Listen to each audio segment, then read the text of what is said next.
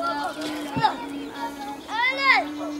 رزقكم الله قال الذين كفروا للذين آمنوا أنطعم من لو يشاء الله أطعمه إن أنتم إلا في ضلال مبين. Genç yaşta İslam'la tanıştı.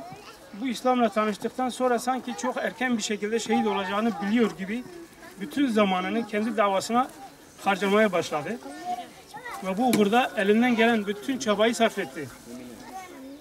En belirgin vasıflarından birisi çok cana yakın ve sempatik bir insan olmasıydı. Kendi çevresinde onu tanıyan, onunla ilişkiye geçen herkes Allah'a şükürler olsun ki ondan razı olmuştur. Onun davasına düşman olan insanlar bile onun ahlakından etkilenip hakkında olumlu şeyler söylemek zorunda kalmışlardır.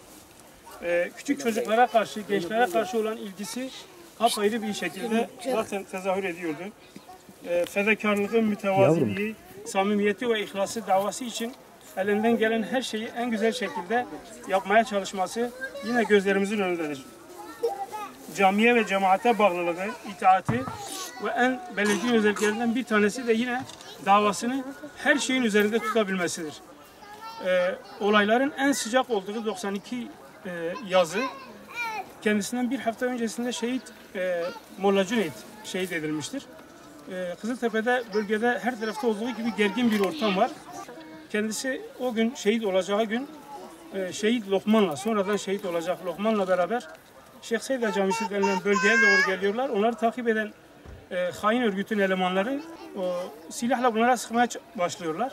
O arada kendi yanındaki bulunan şehit Lokman elinden yaralanıyor.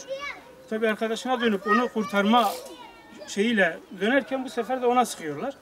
O esnada düşüyor yere tabi. 19 merminin sıkıldığı söyleniyor.